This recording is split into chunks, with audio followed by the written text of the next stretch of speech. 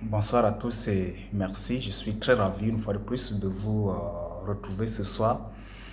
Et comme je vous l'avais promis, aujourd'hui nous allons parler de la gouvernance et le développement durable. Donc, nous n'allons pas aborder la gouvernance ici dans le sens politique des termes, mais nous allons mettre l'accent sur la gouvernance environnementale. Vous n'êtes pas sans savoir que les objectifs de développement durable ont des défis. Ils font face eux-mêmes déjà à un certain nombre de défis, notamment par exemple les défis de gestion équitable des ressources. C'est là où on parle de l'intégration intergénérationnelle. Ça veut dire que les ressources que nous disposons maintenant, nous devons les gérer de manière à ce que la génération ou les générations futures puissent également en bénéficier. Nous ne devons pas les épuiser. C'est par exemple le besoin de se nourrir, de se loger, de s'éduquer, de se soigner. Ça devait être fait de manière vraiment équitable et consciente sur les générations futures. Il y a également les défis d'ordre environnemental.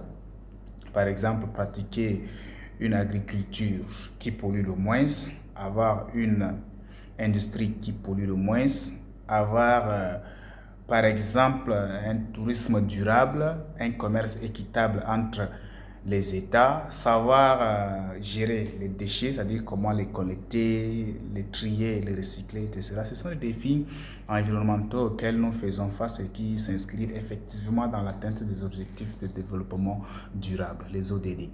Et la gouvernance environnementale ici désigne la gestion intégrée de l'ensemble de ces ressources naturelles que nous disposons, et avec un accent beaucoup plus mis sur l'implication de tout le monde. Parce que, souvenez-vous, le slogan des objectifs de développement durable, c'est ne rien laisser pour compte. Ou encore ne laisser personne de côté. Je dis que c'est une gestion qui concerne tout le monde. Donc, les ressources naturelles que nous disposons doivent être gérées de manière saine entre les États au niveau local, au niveau national, au niveau international et même au niveau individuel. Donc, sinon, nous allons faire face effectivement à un certain nombre de critiques et c'est ce qu'on vit actuellement. L'état de critique dans lequel se trouve la gouvernance environnementale, on est incapable de traiter de manière adéquate les problèmes environnementaux à cause de différents facteurs. Différents facteurs qui font que nous avons du mal à maîtriser la dégradation de l'environnement. Je vous cite par exemple quelques acteurs. Nous avons la gouvernance fragmentée au sein des Nations Unies. Vous allez vous rendre compte que au sein même de l'ONU, il y a un certain nombre de problèmes, notamment il y a un problème d'entente qui se pose entre les États qui composent cette union. Il y a également une faible implication de la part des institutions financières. Et il faut dire que les banques, en tout cas toutes les structures financières ne s'impliquent pas trop dans la protection de l'environnement. Donc cela dénote qu'il y a effectivement une mauvaise gouvernance environnementale. Nous n'arrivons pas à gérer nos ressources naturelles de manière à ce que notre environnement ne soit pas dégradé ou soit dégradé le moins. Il y a également la prolifération des accords entre les États qui sont souvent source de conflits avec des mesures commerciales parce que les États industrialisés se disent que si on cesse de produire, c'est notre industrie qui prendra le coup. C'est évident. Les États, les pays en voie de développement se disent mais non, si vous nous demandez de subir les conséquences de la dégradation de l'environnement, c'est-à-dire que par ricochet, vous nous demandez également de ne pas être des pays industrialisés. On va demeurer à l'état dans lequel on se trouve, et puis c'est notre économie qui va en pâtir. Et techniquement, on se rend compte qu'il y a un problème de la gouvernance environnementale. Donc ça crée un certain nombre d'abîmes qui persistent entre les pays développés et les pays moins développés. Pourtant, il y a plusieurs facteurs qui entraînent, n'est-ce pas, la dégradation de l'environnement. Par exemple, la croissance accélérée de la consommation. Vous savez, avec la démographie qui galope, le besoin en consommation devient de plus en plus fort. Et de l'autre côté, on se rend compte que cette consommation ne se fait pas de manière responsable, de manière qui puisse respecter notre environnement, et on assiste à une destruction de la biodiversité.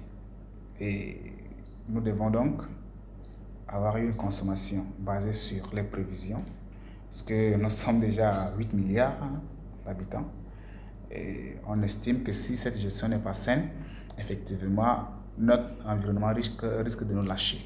Et si l'environnement lâche, c'est la vie de l'humanité qui est en péril. Donc, les acteurs locaux, les individus, les associations, les partenaires internationaux, les Nations Unies, quand je dis les Nations Unies, je veux dire l'ensemble de tous les États, doivent réfléchir à un système de gouvernance qui puisse respecter l'environnement, parce qu'il s'agit de la vie de l'humanité.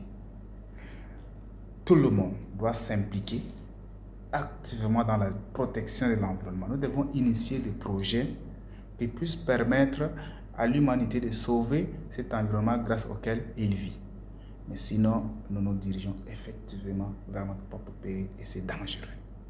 Nous devons travailler pour sauvegarder cet environnement-là. Nous devons mutualiser nos efforts entre les États, entre les individus, qu'on se mette en association, qu'on travaille en symbiose pour que la gestion de cet environnement, la gouvernance de l'environnement soit saine, pour que nous arrivions à un moment donné à laisser de côté nos intérêts économiques, mais qu'on privilégie d'abord l'humanité. Sans quoi notre existence sera vaine et notre futur également hypothétique. Merci à ceux qui m'ont suivi. Nous reviendrons plus prochainement en détail dans la gouvernance environnementale avec quelques exemples près. Et d'autres vidéos vont également s'en suivre. Et nous allons aborder plusieurs aspects de développement durable. Nous vous demandons, pour ceux qui en savent quelque chose, peuvent également se manifester. Je peux leur ouvrir ma caméra et mon micro pour qu'ils étayent également les citoyens sur les objectifs de développement durable. C'est un combat de tout le monde. Peut-être que je l'ai commencé seul, mais j'ai foi que ceux qui militent pour la même cause vont, n'est-ce pas, se joindre à moi, et la lutte deviendra effectivement une lutte commune. Merci beaucoup et bonne soirée à tous.